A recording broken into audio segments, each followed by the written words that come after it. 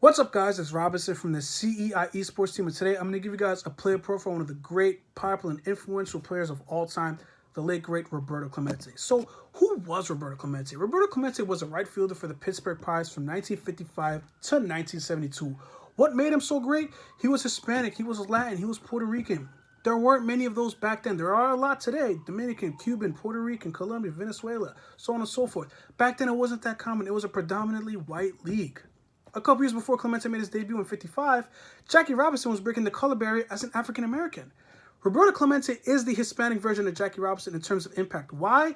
Because he made people believe, the community of Hispanics say, hey, this guy came from the same culture as us. He speaks the same language as us. If he can do it, so can I. And he was also a great player. Now, let's get into his career.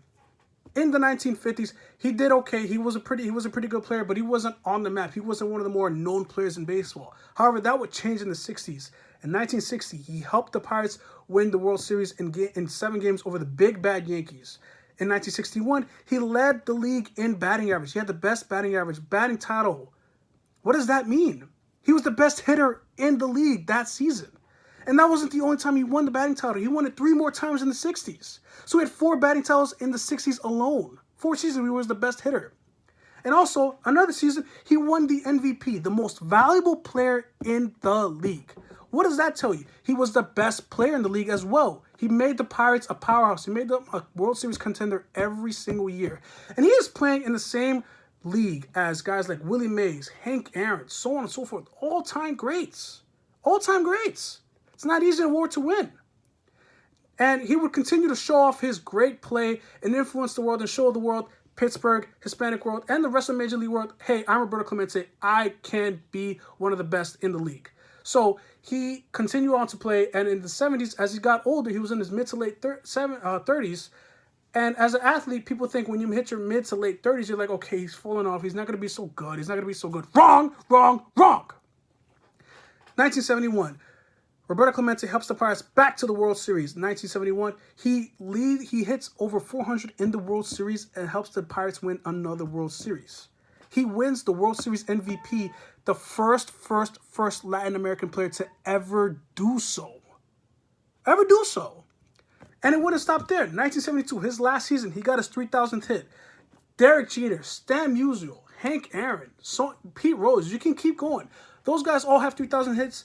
And they are known as all-time greats. If the 4 batting titles, if the MVP, if the World Series MVP weren't enough for you to make him a Hall of Famer, the 3,000 hits is the nail in the coffin. He is a Hall of Famer. And unfortunately, the 3,000th hit was his last hit of his career because on New Year's Eve of 1972, he would tragically die in a plane crash on his way to Nicaragua because Roberto Clemente was such a charitable and giving person. He was on his way to Nicaragua after they got hit with an earthquake. He wanted to give them aid and give them goods to survive and to make it through their struggles.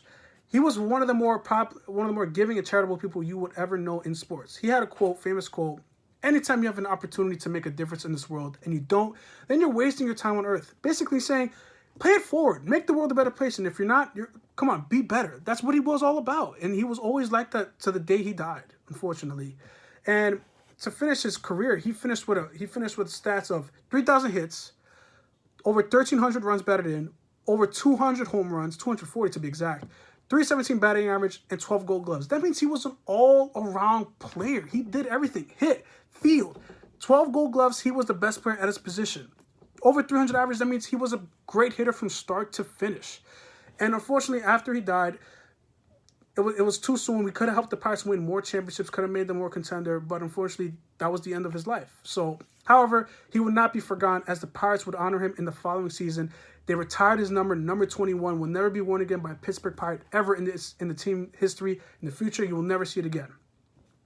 Also, in PNC Park where they play, right field where he used to patrol, it is exactly 21 feet high to honor his number 21. But that isn't all. MLB enshrined him into the Hall of Fame. There's usually a 5-year grace period after you finish playing. They have to wait till you're eligible for the Hall of Fame. MLB said, no. Let's put him into the Hall of Fame now. And now he is in Cooperstown with the other great players in baseball history. But MLB isn't done there either. They created Roberto Clemente Day. And Roberto Clemente Day is on September 9th. It is a day to recognize Roberto Clemente's career and what he was all about. And that is about being a giving, charitable, and great person. MLB offers donations to other organizations, just like Clemente did, and also on this edition, the latest edition of Roberto Clemente Day in 2020, the Pittsburgh Pirates, they had every player, every coach wear the number 21 as they played their game.